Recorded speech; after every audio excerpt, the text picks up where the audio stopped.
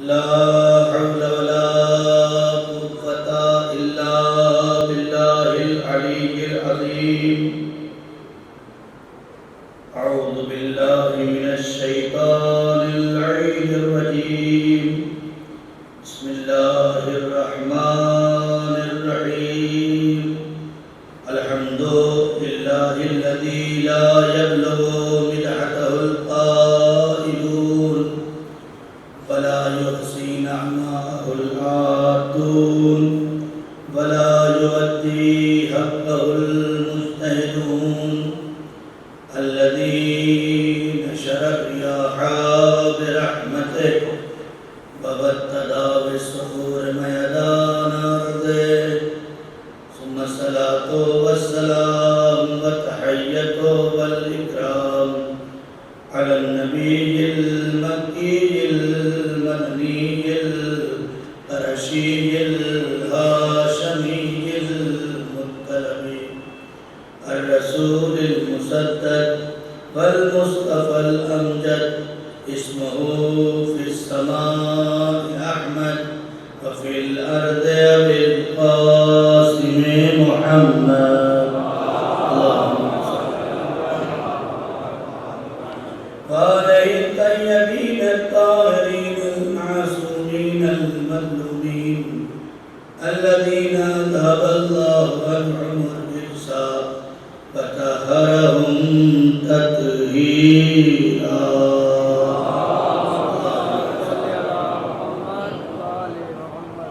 أما بعد فقد قال الله تبارك وتعالى في القرآن المجيد والفرقان الحميد وقوله الحق. بسم الله الرحمن الرحيم.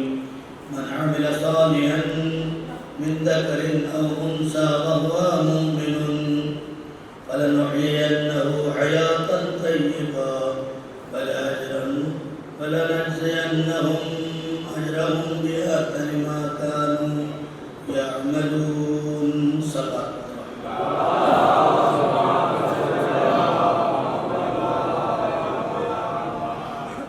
محترم اکرام و بزرگان قوم ملت و دوستان عزیز، عشر محرم کی 7ویں مجلس جس کا عنوان محبت اہل بیت اور پاکیزہ زندگی، جس کے ذیل میں مستقل آپ حضرات کی پاکیزہ سماعتوں کے حوالے گفتگو ہو رہی ہے اور نتیجہ یہاں تک پہنچا کہ انسان زبانی دعوے سے محبت کر کے کمال حاصل نہیں کر سکتا. کمال پانے کے لیے زبان کے ساتھ ساتھ عمل کو بروئے کار لانا پڑے گا، اور اس کے لیے دلیل بھی آپ کو دی گئی کہ زبانی دعویٰ کرنے والے جب وقت کے معصوم کے پاس آئے تو امام نے کہہ دیا قد کذب تھا، تم جھوٹ بول رہے. اور اس کے ذیل میں نتیجہ یہاں تک آپ کی خدمت میں عرض کیا کہ کہیں ایسا نہ ہو کہ ہم یا حسین اور یا علی کا نعرہ لگاتے ہوئے ظہور کی دہلیز تک پہنچ جائیں اور وقت کا امام آ جائے اور ہم سے سوال کر لے اور ہم بھی کہیں کہ مولا ہم آپ سے بہت محبت کرتے ہیں، اور وقت کی حجت کہیں ایسا نہ ہو کہ کہتے کہ فقط کذب تم جھوٹ بول رہے. اللہ سے دعا ہے میرے اللہ اس ماہ محرم کا وسیلہ ہے اور اس کے طفیل سے ہم سب کو اتنی توفیق عطا فرما کہ ہم اپنے کاروان عمل کو اپنے وقت کی حجت کے لیے ایسا تیار کر لیں کہ ہمارا امام ہمیں دیکھ کے کہہ دے کہ ہاں یہ ہمارا چاہنے والا ہے اور یہ ہمارا ماننے والا ہے. اس لیے کہ نبی کے زمانے میں بھی لوگ یہ سمجھ گئے تھے کہ نبی کا ساتھی ہونا نجات کا باعث نہیں ہے، کشتی میں سوار ہونا نجات کا باعث ہے۔ نبی نے جو کشتی نجات کی بتائی کہ ان الحسین مصباح الہدی وسفینۃ النجات، حسین ہدایت کا چراغ ہیں اور نجات کی کشتی ہیں۔ دنیا نے سمجھا یا نہیں سمجھا، لیکن ابو ذر سمجھ گئے کہ نبوت کا صحابی کوئی کہے یا نہ کہے، اہل بیت کے کشتی کا سوار کہہ دے۔ مرداد یہ سمجھ گئے، عمار یہ سمجھ گئے، اور نتیجہ یہ ہوا کہ جو جو کشتی میں سوار ہوتا چلا گیا وہ کامیاب ہوتا چلا گیا۔ صلوات پڑھ دیں محمد۔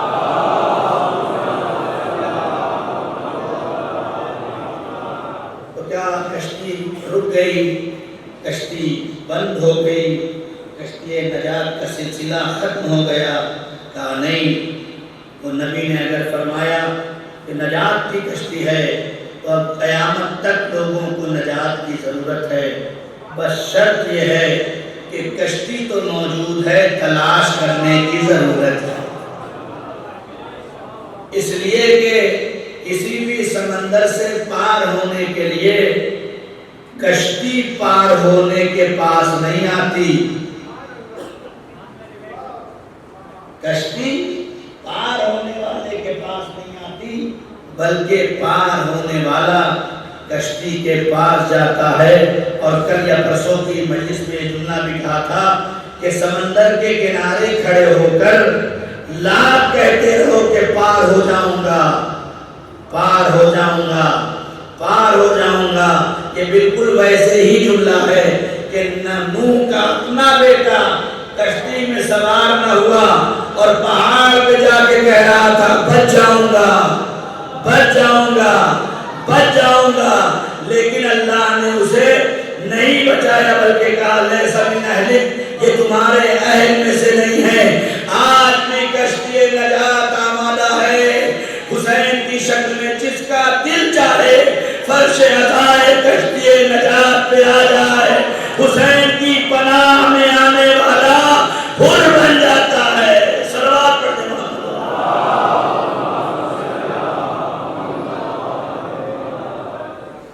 لہذا جو گفتگو آپ کے اذہان عالیہ تک پہنچی، یہ 10-15 منٹ شروع کے جو ہوتے ہیں وہ مجمع کو بلانے والے ہوتے ہیں، لوگ آرام سے تیار ہوتے ہیں، ناشتہ واشتہ کر کے چائے وائے پی کے پھر مولانا صاحب بیٹھ جاتے ہیں، تو 15 منٹ تھوڑا مولانا صاحب بھی اپنی تمہید گزار لیں، تو اصل مال ہمیں بس مل جائے، باقی جو ہے انشاءاللہ مسئلہ نہیں ہے۔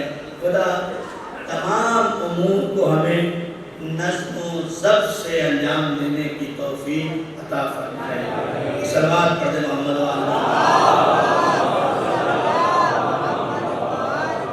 غور کریں آپ، پوری کائنات عالم عالم میں اللہ نے 2 سسٹم انسانوں کے لیے اتارا، آواز دی، ایک تمہارے لیے ایمان ضروری ہے اور ایک تمہارے لیے عمل ضروری ہے۔ یہ دونوں اگر تمہارے پاس نہیں ہے، صرف ایمان لے کے آئے تب بھی بیکار، صرف عمل لے کے آئے تب بھی بیکار۔ یہ بالکل ویسے ہی ہے جیسے اللہ نے ایمان اور عمل دیا، رسول نے قرآن اور اہل بیت دیا، بالکل ویسے ہی ہے۔ اللہ کے بارگاہ سے یہ 2 شرطیں رکھی گئیں کہ تم ایمان کے ساتھ آنا، عمل صالح کے ساتھ آنا، اس لیے کہ خالی دل کے اندھیرے میں ایمان کی روشنی پیدا کرنے سے تمہارا جسم پاک نہیں ہوگا، جب تک ہاتھوں سے وہ عمل نہ کرو جو خدا چاہتا ہے، آنکھوں سے وہ منظر نہ دیکھو جو خدا چاہتا ہے، زبان سے وہ نہ کہو جو تمہارا خدا چاہتا ہے۔ اور یہی چیزیں اگر انسان کی مل جائیں تو عقیدہ اور عمل بن جاتی ہیں۔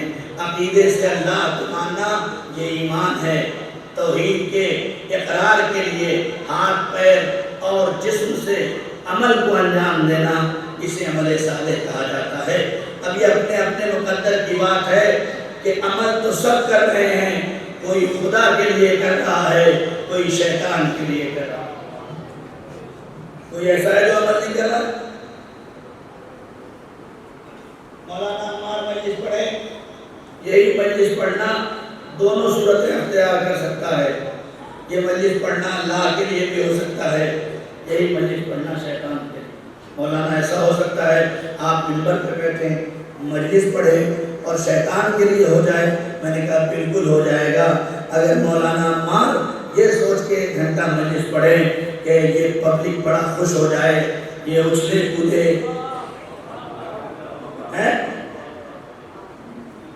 اور میں 1 گھنٹہ ان کے ذہن و دل و دماغ سے کھیلوں اور کچھ پیسے حاصل کروں، اور حاصل کرنے کے بعد میرٹھ سے جاؤں اور اپنے بال بچوں کو کھلاؤں اور وہ پروان چڑھ جائیں، خدا کی قسم یہ میرا عمل اللہ کے لیے نہیں کہلائے گا، بلکہ یہی عمل شیطان اور دنیا کے لیے ہے۔ میں نے اپنی مثال اس لیے دی ہے کہ کسی کو برا نہ لگ جائے۔ ہر انسان کو اپنے فرض کی ادائیگی سے ہٹ کے اگر عمل کرنا ہے۔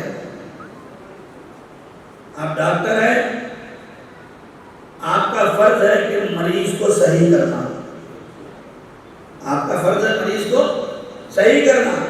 آپ کے پاس وہ نسخہ ہے کہ آپ 2 خوراک میں اس مریض کو صحیح کر سکتے ہیں، لیکن آپ نے کھٹا دیا فلاں چیک اپ کراؤ، شوگر، بلڈ پریشر، فلاں فلاں فلاں۔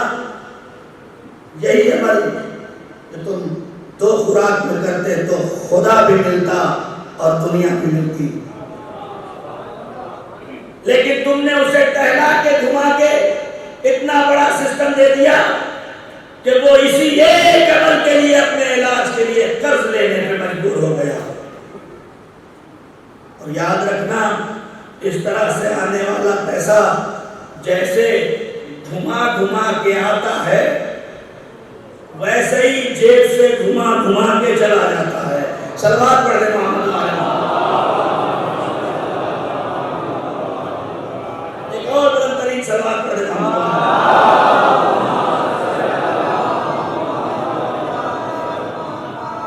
غور کریں کہ ہماری ذمہ داریوں میں سے کچھ ذمہ داری ہے، چونکہ ہمارا عنوان ایمان اور عمل صالح یعنی محبت اہل بیت اور پاکیزہ زندگی، تو ہمیں اپنی پاکیزہ زندگیوں کے بارے میں سوچنا کہیں ایسا تو نہیں ہم نے سب مشکل یہ ہے خدا کی قسم کہ کسی کے پاس ایسے کردار ہیں ہی نہیں کہ جن کے کردار کو دیکھ کے اپنی زندگی کو پاکیزہ بنایا جا سکتا۔ کوئی نہیں دنیا میں ایسا ہے، کوئی ایک لا کے دکھا دیجئے۔ مجھ سے لوگ کہتے ہیں آپ علی علی کیوں مانتے ہیں؟ میں نے کہا ایک علی لا کے دکھا دو، ہم چھوڑ دیں۔ بھائی ہمیں نام کا علی نہیں چاہیے، نام کے تو دنیا میں ہزاروں علی مل جائیں گے، کردار کا ایک علی دکھا دو۔ اور یہی جواب ہے ان لوگوں کا جو کہتے ہیں کہ مولانا قرآن میں سب کا نام تو ہے، علی کا نام نظر نہیں آتا ہے۔ اللہ سب کا نام رکھ رہا ہے، آدم کا نام رکھ دے، نوح کا نام رکھ دے، ابراہیم کا نام رکھ دے، ابو لہب کا نام تک رکھ دیا، شیطان کا نام رکھ دیا، لیکن اللہ نے علی کا نام کیوں نہیں رکھا؟ اللہ جانتا تھا کہ قرآن نازل ہونے کے بعد کچھ ایسے بھی ہیں اگر لفظ علی قرآن میں رکھ دیں گے تو اپنے گھروں میں بچوں کا نام علی رکھنا شروع کر دیں گے اور کہیں گے اس آیت کا مطلب یہ علی ہے۔ اللہ نے کہا میں اپنے علی کا نام نہیں رکھوں گا، کردار رکھوں گا۔ میں اپنے علی کا نام نہیں رکھوں گا بلکہ کردار رکھوں گا۔ دنیا میں نام کے علی تو ہزاروں مل جائیں گے، کردار کا علی بس ایک ملے گا جو ابو طالب کا بیٹا ہوگا، فاطمہ بنت اسد کا لخت دیگر ہوگا، نبی کا جانشین ہوگا۔ صلوات پڑھتے ہیں۔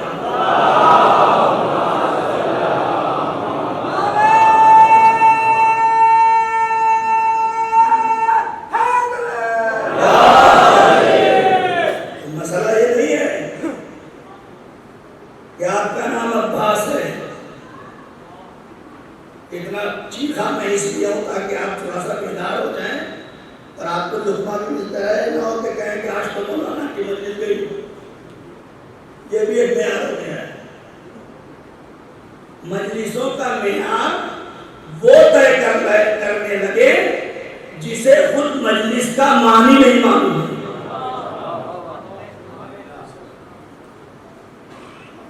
اور کرے گا پوچھ لیجیے 50 لوگ 100 لوگوں سے جو کہتے ہیں نہیں چلی، ان سے پوچھئے کہ لفظ مجلس گہرائی کی بات نہیں کرتا، خالی لفظ مجلس کا مطلب کیا ہے. کیوں؟ غور کریے، نام علی رکھنے سے، نام عباس رکھنے سے، نام فاطمہ رکھنے سے کمال نہیں ملتا.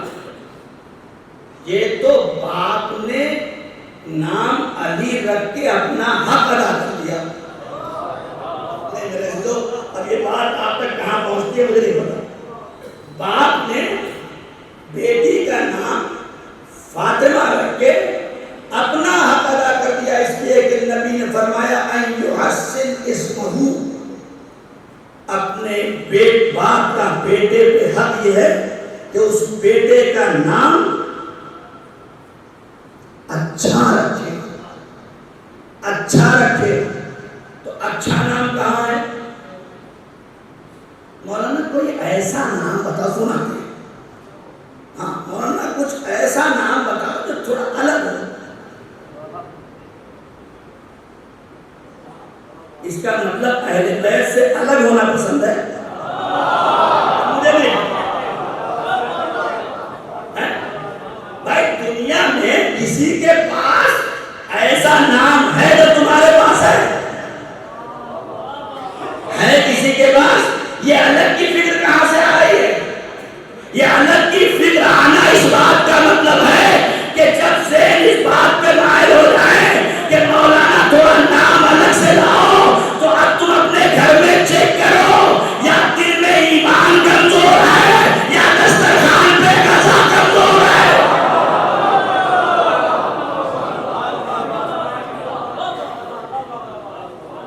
یا دل کا ایمان کمزور ہے یا دسترخوان کی غذا کمزور ہے. اس لیے کہ کائنات کا وہ انسان جس کے نام پہ پوری دنیا مرنے کے لیے تیار ہے، جسے حسین کہا جاتا ہے، اور یہ جملہ آپ کی نظر کر دو خدا کی قسم 1400 سال کے بعد آج بھی اس بے غیرت یزید سے کہنے کا دل چاہتا ہے کہ بے غیرت یزید 1400 سال کے بعد تیرے نام پہ اتنے جینے والے نہیں ہیں جتنے میرے حسین پہ مرنے والے. زندہ باد، زندہ باد. 1400 سال کے بعد آج بھی یہ کہنے کا دل چاہتا ہے اے یزید اتنے تیرے نام پہ آج جینے کو تیار نہیں جتنا میرے حسین پہ مرنے کو تیار ہے. اس حسین سے پوچھو مولا اللہ آپ کو اگر بیٹا دے تو نام کیا رکھیں گے؟ مولا اگر آپ کو اللہ بیٹی دے تو آپ نام کیا رکھیں گے؟ امام کے جتنے بیٹے ہیں سب کا نام بولیے علی ہے. کیا امام حسین کو الگ نام نہیں پتا تھا؟ جتنی بیٹیاں ہیں سب کا نام کیوں رکھا؟ آپ پہ ضروری نہیں ہے کہ سب کا نام علی رکھیں، لیکن پہلے کا نام محمد رکھو، دوسرے کا نام علی رکھو، تیسرے کا نام حسن رکھو. تمہارے پاس تو ترتیب سے نام موجود ہے.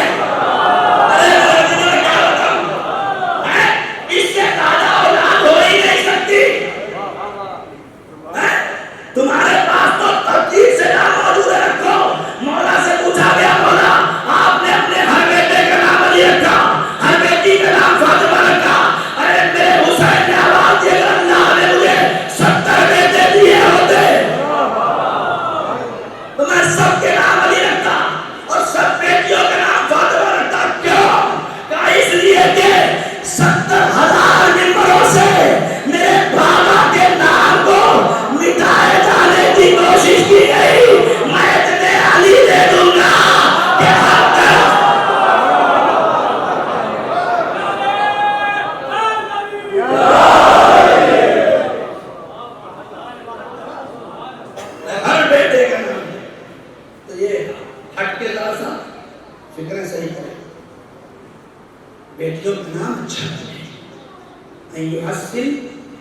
اسم اس کا نام بات پڑھا کے اچھا اور کیا کرے اور اسے تلاوت قرآن کریم سکھائے. مولانا انگلش کی پوئم بڑی اچھی یاد کرا ہے, سن لیجیے ذرا سے. شاید 7 سال پہلے جملہ کہا تھا میں کہ تنظیم المکاتب کے جب انسپکٹر آتے تھے تو وہ بھی ختم ہوتا جا رہا دھیرے دھیرے, تو گھر والے اپنے بچوں کو لے کے آتے تھے کہ مولانا اس بچے سے سن لو اللہ ایک, پنجتن 5, امام 12. جس بچے کا مائنڈ اللہ رسول امام 12 ہوتا تھا وہ بڑا ہو کے اللہ والوں سے بغاوت نہیں کرتا تھا, رسول والوں سے بغاوت نہیں کرتا تھا. اب جو نتیجہ ہو گیا وہ یہ ہو گیا کہ ہیں 4 آنے کے,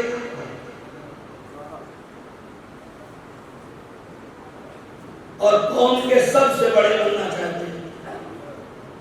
دین نے بڑا بننے کو نہیں کہا ہے, فرض ادا کرنے کو کہا ہے.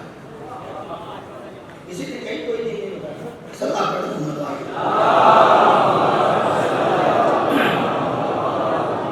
ادھر اللہ ادھر سے جا رہا ہے کہ کائنات میں نبی نے ہر انسان کو 2 چیزوں کی طرف کی. ایک کیا؟ ایمان, اور دوسرا عمل صالح. اسی کی آواز دی والعصر ان الانسان لفی خسر, عصر کی قسم ہر انسان گھاٹے میں ہے. الا الذین آمنوا, سوائے ان لوگوں کے جو ایمان لائے, وعملوا الصالحات, اور عمل صالح انجام دیے, وتواصوا بالحق وتواصوا بالصبر, جو حق کی تلقین کرتے ہیں اور جو صبر کی تلقین. یا پھر دوسری جہاں قرآن میں ارشاد ہوا اعوذ باللہ من الشیطان الرجیم من کان یرجو لقاء ربہ فلیعمل عملا صالحا, جو یہ چاہتا ہے کہ اپنے رب سے ملاقات کرے اسے چاہیے کہ عمل صالح ہے. یہ عمل کی اہمیت ہے. کیسا عمل کرے؟ یہ میرے اللہ چاہے تو ایسا کر کے چلے جائے گا نہیں. اسی قرآن میں پھر کہا فَمَنْ يَعْمَلْ مِثْقَالَ ذَرَّةٍ خَيْرًا يَرَهُ. دیکھو یاد رکھنا, ذرہ برابر بھی اگر اچھا کام کیا ہے تو وہ دیکھو گے. وَمَنْ يَعْمَلْ مِثْقَالَ ذَرَّةٍ شَرًّا يَرَهُ, اور اگر ذرہ برابر بھی فساد پھیلا کے آئے ہو تو وہ بھی وہاں اپنے آنکھوں سے دیکھو. تو وجہ کیا ہے؟ کون نہیں چاہتا کہ میں اچھا عمل کروں؟ آپ بتائیے, کوئی چاہتا ہے کہ میرا عمل خراب ہو جائے؟ کوئی ایک انسان ایسا اس میں کھڑا ہو گئے کہ مولانا میں یہ چاہتا ہوں کہ میرا عمل خراب ہو جائے؟ نہیں. انسان کی فطرت اور سرشت میں اللہ نے یہ بات رکھی ہے کہ اسے اچھا پسند ہے. چور ہونے کے باوجود بھی اپنے بیٹے کو چور ہوتا دیکھنا پسند نہیں کرتا. قاتل ہونے کے باوجود بھی اپنے بیٹے کے ہاتھ میں چھری دیکھنا پسند نہیں کرتا. اس کا مطلب یہ ہے کہ انسان چاہتا تو ہے کہ میرے عمل خراب نہ ہو, لیکن پھر بھی خراب ہو. کیوں؟ اس لیے کہ اللہ نے اسے انسان بنایا. اب یہ آپ سوچ رہے ہو کہ انسان بنایا کون سی خاص بات ہے؟ نہیں. اللہ نے کچھ مخلوقات خلق کی. ایک مخلوق ہے حیوان, اور ایک مخلوق ہے فرشتہ, اور ایک مخلوق ہے انسان. اللہ نے حیوانوں کو شہوت دی, فرشتوں کو عقل دی, لیکن انسان کو دونوں دیا. انسان کو دونوں عطا کیا, عقل بھی دیا اور شہوت بھی دیا. کہتے ہیں نا جب کوئی بہت غلط کام کرتا ہے تو کہتے ہیں جانور ہو گیا. کہتے ہیں نہیں کہتے ہیں کہ جانور ہو گیا, تم جانور ہو گئے ہو. اس کا مطلب کیا ہے؟ اس کا مطلب یہ کہ انسان کو اللہ نے عقل کے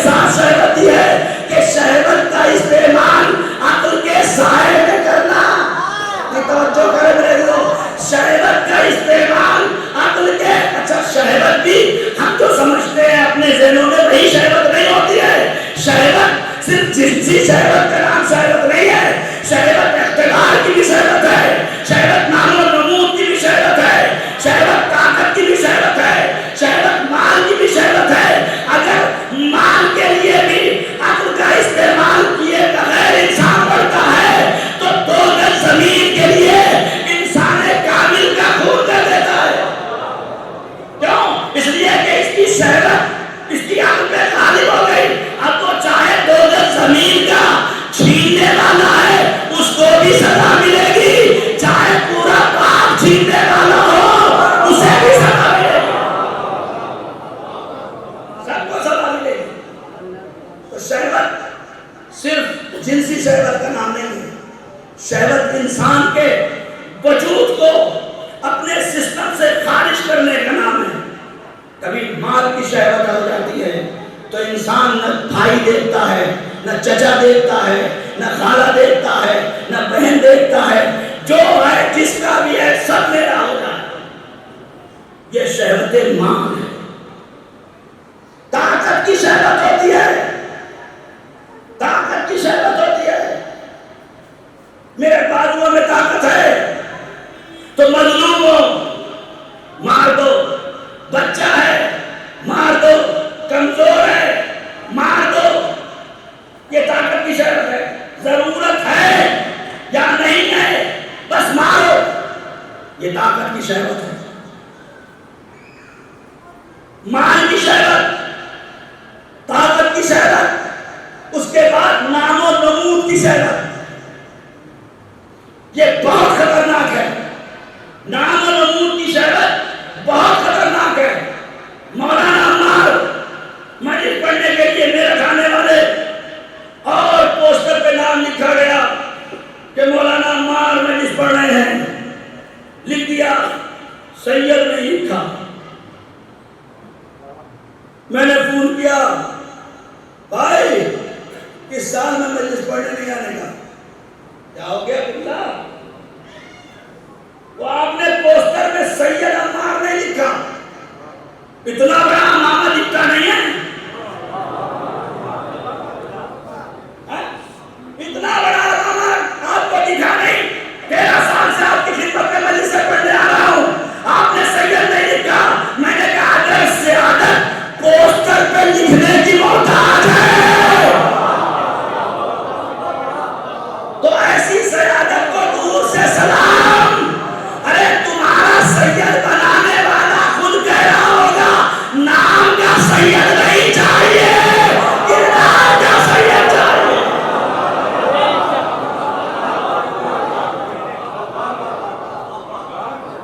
نام و نمود کے لیے یہ بھی ایک شہوت ہے، نہیں پڑھا جاتا ہے سمجھ سو خدا کی قسم، بس آ گیا ذہن میرا موضوع نہیں تھا، آ گیا اور آپ کی خدمت میں عرض کر دوں۔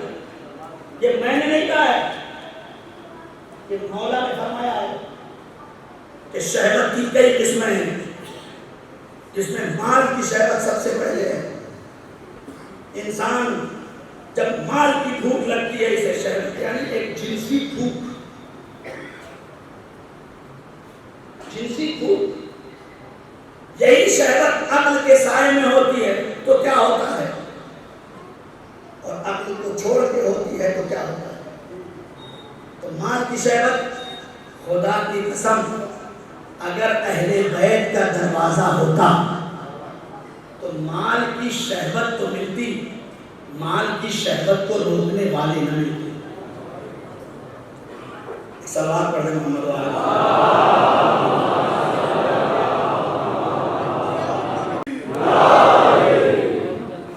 ایک اعلان سماعت فرمانے جس سے کہ انشاءاللہ مجلس اور جلوس رام باغ کالونی سیکٹر 3 3:30 بجے انشاءاللہ مجلس شروع ہو جائے گی اور 4:30 بجے تک جلوس انشاءاللہ ہوگا۔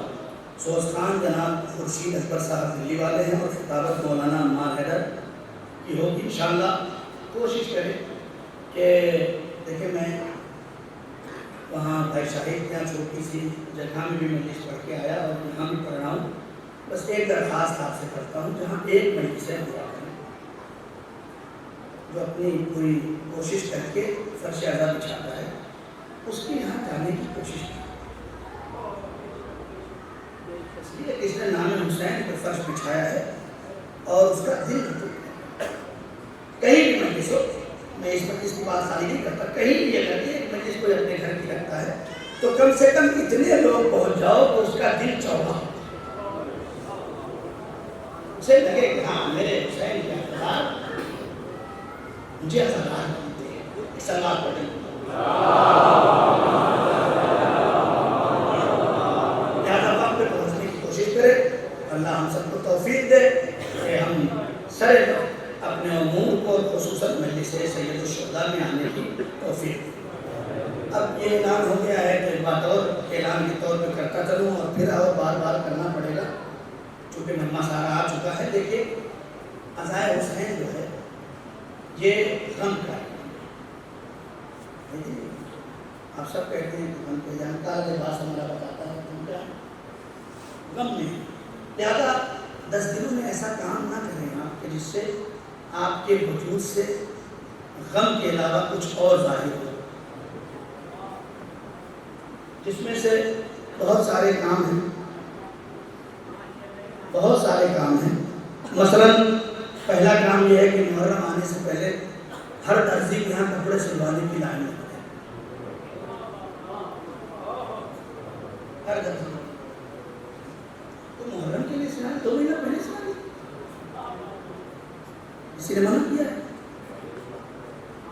یا ریڈی میڈ خرید لیجیے آپ. اس کے ذہن میں یہ بات آتی ہے کہ یہ لوگ غم نہیں مناتے.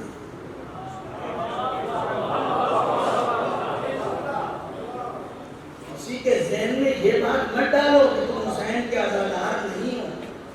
بہت بڑا درجہ ہے. میری مائیں اور بہنیں بھی سن لیں. لباس محرم کی آمادگی غدیر سے پہلے کر لو اور اس کے بعد غدیر مناؤ، حسین خوش ہو جائیں گے.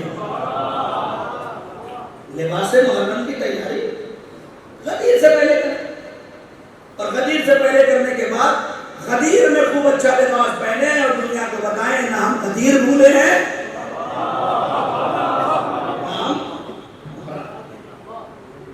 دوسرا طرح جو ہے وہ یہ ہے کہ عاشور کے دن کا کئی بار میں نے مجھے دیکھنے کا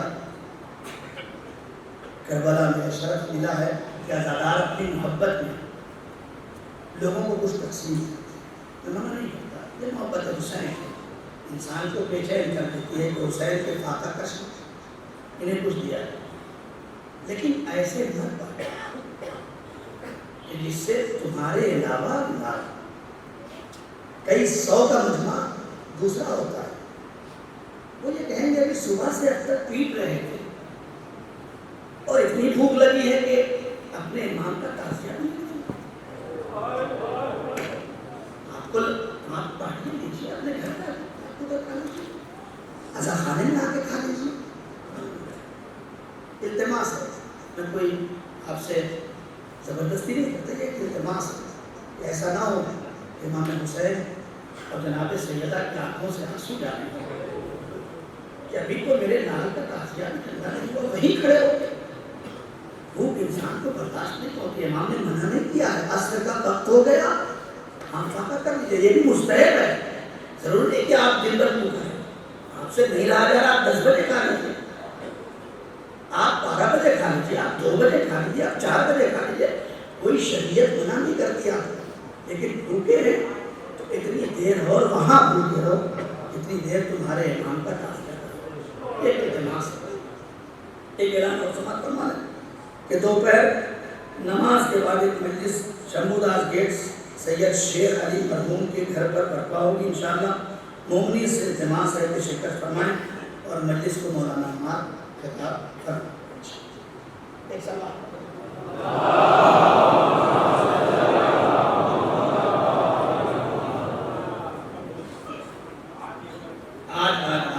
کتنے بجے ہوگی؟ نماز ظہر کے بعد انشاءاللہ. اس میں لکھا نہیں تھا، میں پڑھ بھی نہیں پایا. سلام پڑھتے محمد تو بہت یہ ساری چیزیں صرف اس لیے ایک بار آپ لوگ تھوڑا تھوڑا سمٹ آئیں. اشارہ ہو رہا ہے کہ اگر تھوڑا تھوڑا سمٹ آئیں گے تو باہر جو عزادار کھڑے ہیں انہیں بھی شاید تھوڑا سا بیٹھنے کی جگہ مل جائے. بہترین سلوات پڑھنے میں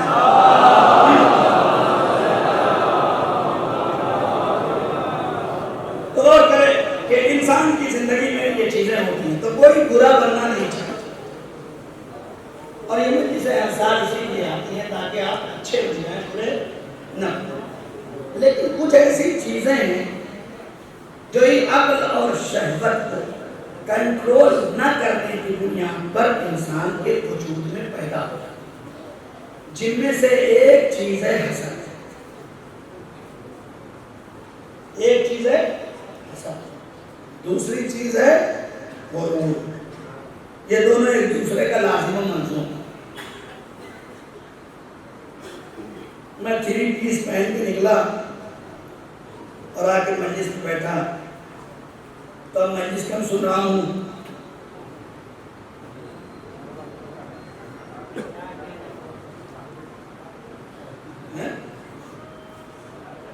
یہ غرور ہے. ضروری نہیں ہے کہ زبان سے ہی غرور ہو.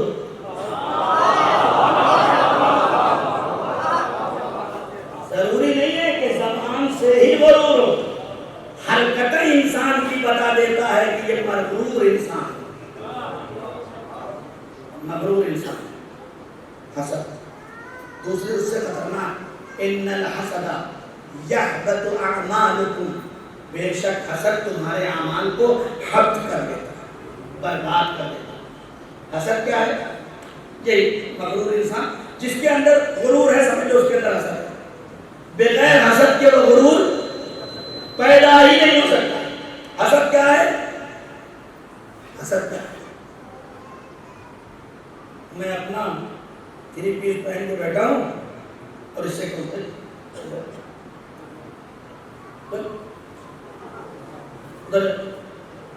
تھوڑی دیر میرا بیٹھنا مصیبت ہے، اس لیے کہ میرے دل میں آگ چلتی ہے، اور جہاں آگ ہوتی ہے وہاں بے چینی ہوتی ہے. جہاں آگ ہوتی ہے وہاں بے چینی ہوتی ہے. لمحہ بھر بیٹھ نہیں سکتا انسان. مولا کیسے پہچانے کہ میں حاسد ہوں کہ نہیں؟ حسد پہ تو بہت مجھے سے سن چکے ہوں گے، آپ وقت بھی نہیں ہے کہ میں پورا حسد آپ کے سامنے بیان کروں. خالی اپنے آپ کو ہم چیک کرنے کا فالگونہ دیتے ہیں. جو مولا نے بتایا، مولانا عمار کی حیثیت کیا یہ بتائیں گے. مولا نے بتایا، مولا فرماتے ہیں حاسد کی پہلی پہچان یہ ہے کہ وہ کسی کی بھی خوبی دیکھ کر تعریف نہیں کر سکتا.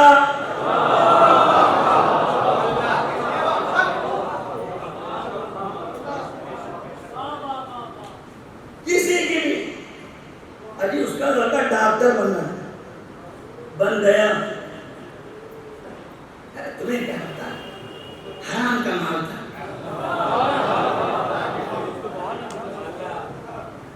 ارے اس کی بہو بڑی اچھی ہے،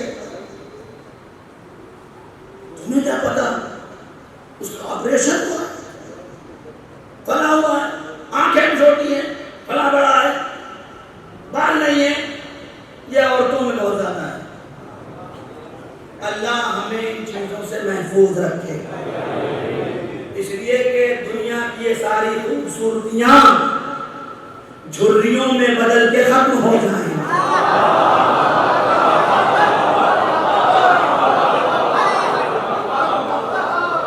دنیا کی یہ ساری خوبصورتیاں جھریوں میں تبدیل ہو کر ختم ہو جائیں گی. لیکن اگر کردار کی خوبصورتی پیدا کر لی تو زندگی میں بھی اچھے کہلاؤ گے، مرنے کے بعد بھی. تو مولا فرماتے ہیں کہ حاسد کی پہلی پہچان کہ یہ کسی کی خوبی دیکھ کر تعریف نہیں کر سکتا. دوسری پہچان کہ جب بھی کسی کی خوبی بیان ہوگی تو یہ سوراخ کرے گا. ارے میرے ابھی لوگ کیا سن رہے ہیں؟ یہ سوراخ کرے گا. بڑا بڑا دیندار ہے، نمازیں سن کے سوتا ہے، بڑا بڑا مولائی ہے. مولائی ہے تو مسجد میں کیوں نہیں آتا؟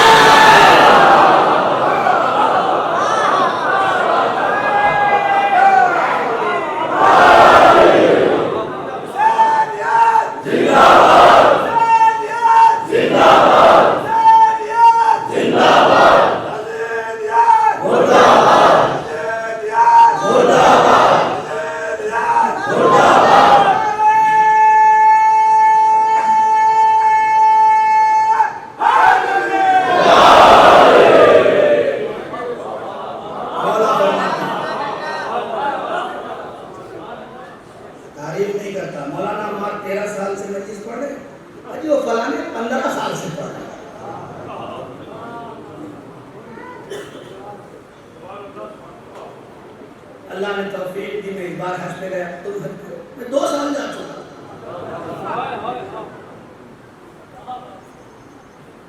تبرک بڑا اچھا بانٹتے ہیں، سلام بہت اچھی بات ہے یہاں پہ، ارے یہ کیا بانٹتے ہیں؟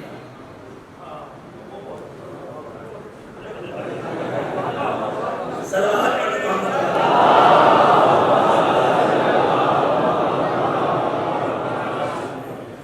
سننے اور واہ واہ کرنے کے لیے نہیں، اپنے آپ کو چیک کہیں ایسا تو نہیں کہ کسی بچے کو آگے بڑھتے ہوئے دیکھ کر تمہارے زبان اس کی تعریف کرنے سے قاصر ہے؟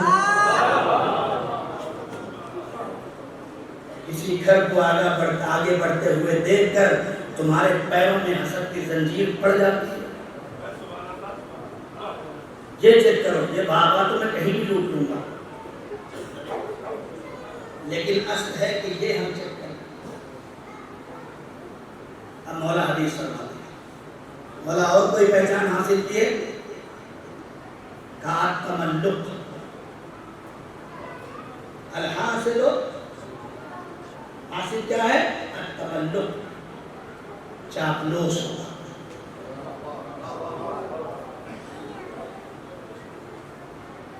آگے کہے گا،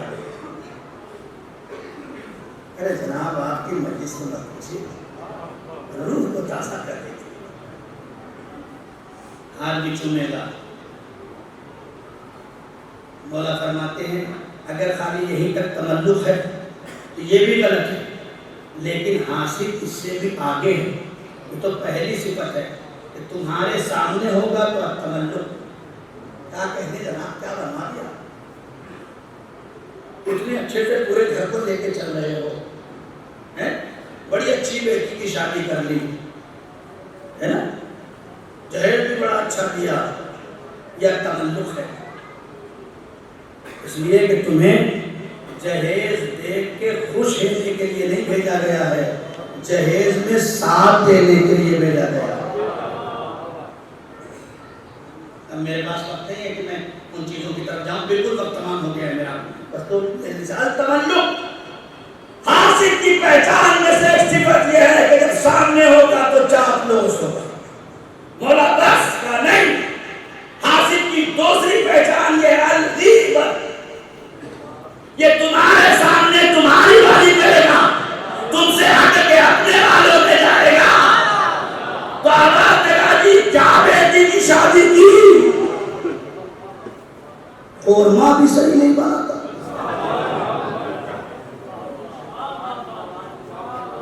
ارے کیا جہیز دیا، اس نے اپنا خونِ جگر نکال کر رکھ دیا۔ اور یہ ہے الغیبت، حاصل غیبت، اس سے برداشت کی، میں نے کہا نا حسد یعنی آگ، ترجمہ اس کا کیا ہے؟ آگ، جہاں آگ ہوگی انسان بے چین ہے۔ مولانا کیسے روکے اسے؟ ہماری مشکل ہے، یہ ہماری مشکل ہے، کہ میں آپ کی بات نہیں کرتا، میں اپنی بات کرتا ہوں، میرے پاس بھی آپ آ کے بیٹھیں گے تو ہماری بڑی مشکل یہ ہے، ہم کریں تو کیا کریں؟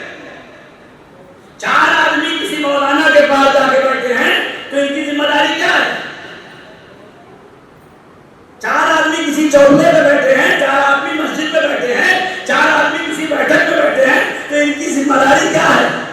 یہی ذمہ داری ہے کہ چاروں اپنی بات کریں۔ بھائی ذمہ داری کیا ہے؟ یہی ہے نا کہ ہم 4 اپنی بات کریں، کیا اپنے مسائل کم ہیں؟ ہر زندگی میں اپنے مسائل کم ہیں، لیکن یہ ہماری قوم کا المیہ ہے، 4 بیٹھے ہیں، چاروں پانچویں کی بات کر رہے ہیں، یہ 4 کسی پانچویں کی بات کر رہے ہیں، اور اسی کا نام ہے غیبت۔ مولا سے ایک شخص نے آگے کہا، مولا میں غیبت کرتا ہوں، کیسے چھوڑوں؟ مولا نے فرمایا تو اپنے سگے بھائی کا گوشت کھا سکتا ہے؟ مولا کیا غیبت سگے بھائی کا گوشت کھانا ہے؟ آپ قرآن کی آیت نہیں پڑھا؟ ان یاکل لحم اخیہ، کہ غیبت کرنے والا اپنے سگے بھائی کا گوشت کھا رہا ہے۔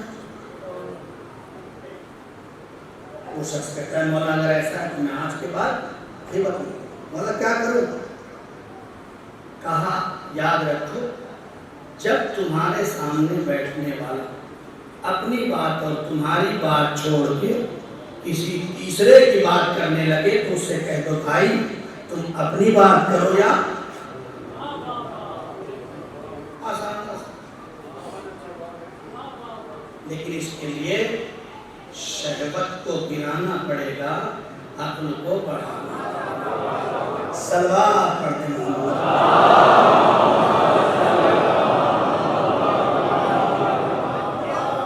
دعا کرتا ہوں پروردگار عالم ہم سب کو حسد، غیبت، تکبر، غرور، نفرت، کبر ان جیسی بیماریوں سے دور۔ آخری بات سن لو کہ اس غیبت کو کم کیسے کیا جا سکتا ہے، اس غرور کو کم کیسے کیا جا سکتا ہے۔ آپ کے ایک امام کا لقب ہے سچا۔ تو کربلا کیا ہے؟ کیا مولا کائنات سجدہ کم کرتے تھے؟ رسول اللہ سجدہ کم کرتے تھے؟ امام حسن سجدہ کم کرتے تھے؟ امام حسین سجدہ کم کرتے تھے؟ امام سجاد کو سجاد کہا گیا؟ وجہ یہ تھی کہ جناب سید سجاد کے زمانے میں لوگ کفران نعمت اور غیبتوں اور کبر و غرور کا شکار تھے۔ مولا کے لیے روایت ہے کہ ان کو سجاد اس لیے کہا گیا، یہ جب بھی کسی مومن کے پاس کوئی نعمت آتی ہوئی دیکھتے تھے تو اپنا سر سجدے تھے۔ جتنا بڑا ظرف چاہیے، میرا پڑوسی میرا دشمن ہے لیکن اس کے پاس بھی اگر نعمت آئی ہے تو میں اپنا سر سجدے میں رکھ کے کہوں خدا تیرا شکر ہے کہ تو نے میرے پڑوسی کو یہ نعمت دی۔ بس اس امام کے اس عمل پہ اپنے آپ کو آمادہ کر لو، غرور اور حسد دل سے نکل جائے گا۔ جس کے پاس بھی نعمت آتی دکھائی دے ایک سجدہ کر کے دیکھیں، خدا سید سجاد کے ساتھ محشور کرے گا۔ صلوات پڑھیں۔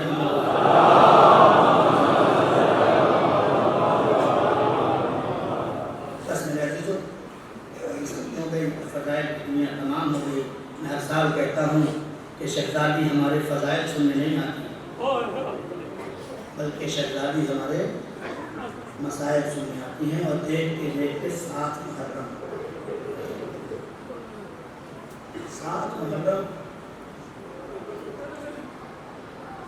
اس غریب کو غصہ دینا ہے، کربلا کے اس شہید کو غصہ دینا ہے کہ جو پہلے سے یتیم۔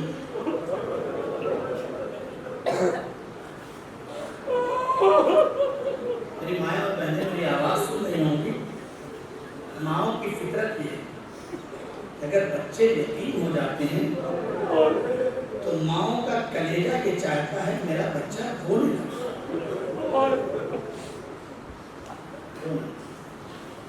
اور پرورش میں بھی بڑا فرق ہو جاتا ہے۔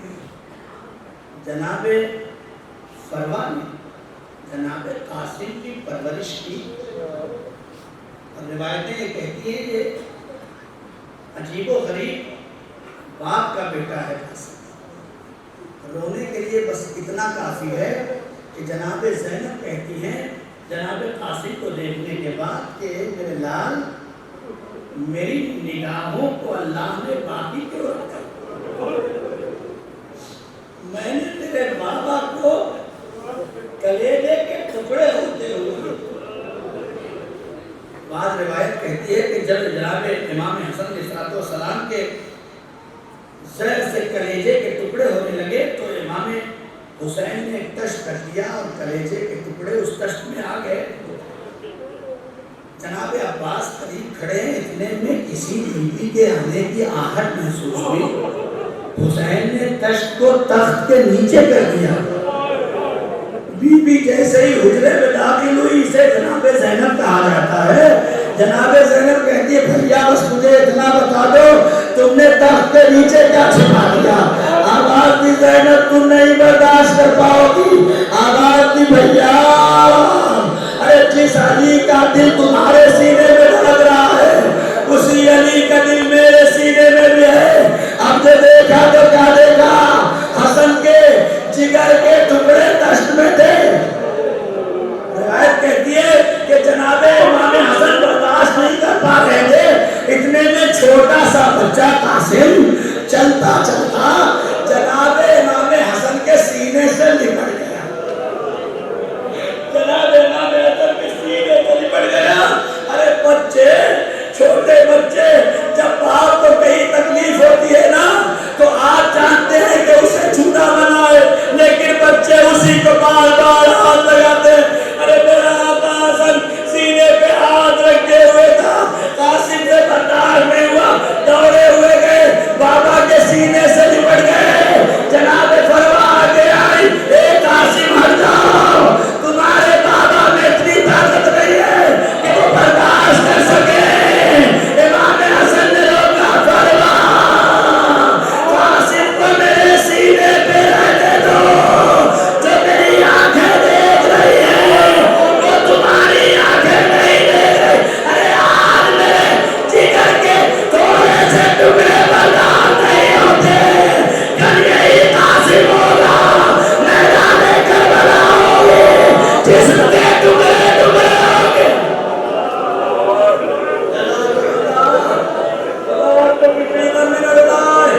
सिवाय नबी सैयद शोला के मातम करो, रो हुसैन पे गिरिया करो, इसलिए कि हुसैन की माँ अपना शिकस्ता पहलू लिए हुए घर से अज़ाब पे आ गई। ए मेरे बाबा के अज़ादारों, जज़ाकुमुल्लाह, खुदा को किसी गम कोई गम न दे सिवाय नबी सैयद शोला के। हाँ सोगवारो, हुआ भी यही। जब जनाब फरवा ने देखा कि आशूर के दिन कासिम अपना सर अपने दोनों जानों में दिए हुए रो रहे हैं, तो यतीम बच्चा था, माँ ने उठाया, कलेजे से लगाया, हे मेरे लाल, वक्त परेशानी है, वक्त मुसीबत है, तुम्हारे बाबा ने बेसहारा नहीं छोड़ा है। हे मेरे लाल, तुम्हारे बाबा ने तुम्हारे बाजू पे ताबीज बांधा है और कहा था जब बड़ी मुसीबत आए तो इसे खोल देना। अब जो खोला तो क्या देखा, इमाम हुसैन ने देखा, इमाम हुसैन ने तो बाहर पे देखा, मेरा माँ ने अपने शोहरे नामदार की तहरीर देखी। एक परवा क्या करे आलमे गुर्बत में अपने शोहर की तहरीर देख के मदीना याद आ गया, कासिम को देख के यतीमी याद आ गई, लेकिन फर्ज था जो मजबूर कर रहा था, कासिम को उठाया, ले मेरे लाल ये ताबीज ले, अपने चचा के खिदमत में चला जा।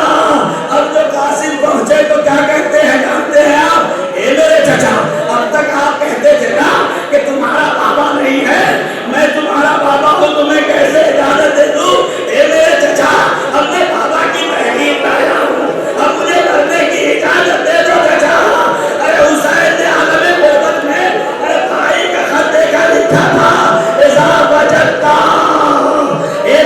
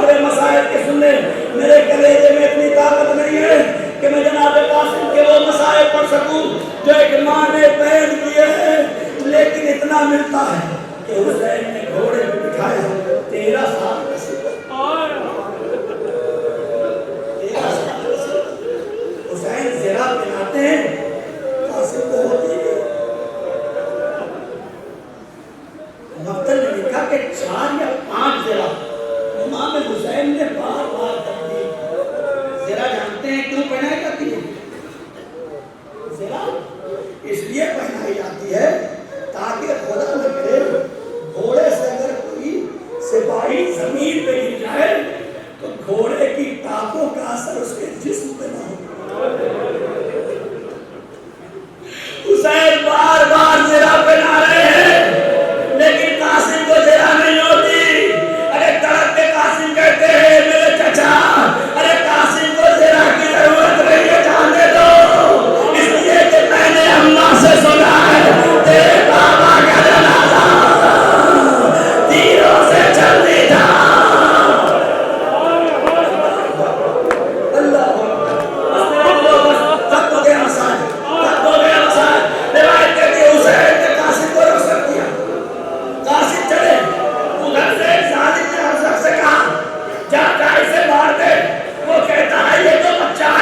اسے میں اور ارزق ماروں۔ ارزق کہتا ہے میرا بیٹا جا کے مار دے گا۔ اپنے ایک بیٹے کو بھیجا، قاسم نے فرار کیا، دوسرے کو بھیجا، قاسم نے فرار کیا، 7 بیٹوں کو قاسم نے فرار کیا۔ اب ارزق آگے بڑھا، ارزق کو بھی جب قاسم نے مار دیا نا تو اب 7,00,000 فوجوں میں کوہرام برپا ہو گیا۔ اسے چاروں طرف سے گھیر لو، اسے چاروں طرف سے گھیر لو، اس نے ارزق کو قتل کر دیا ہے۔ ارے جیسے ہی قاسم پہ تیر برسائے جانے لگے، حسین کی طرف خیمے کی طرف دیکھا، اے میرے چچا حسین، ارے قاسم سبل نہیں پا رہا ہے، حسین دوڑے۔ اب جو حسین دوڑے تو فوج نے سمجھا حسین آئے، ارے مشرق کے گھوڑے بڑھے، مغرب کے گھوڑے بڑھے، حسین کے قاسم کا جیش شروع ہو گیا۔ ارے جسم کے اتنے ٹکڑے ہو گئے جتنی قاسم کی عمر بھی نہ تھی۔ لو تابوت جناب قاسم آنا ہے، ایک نام سے اٹھانا بڑا نام۔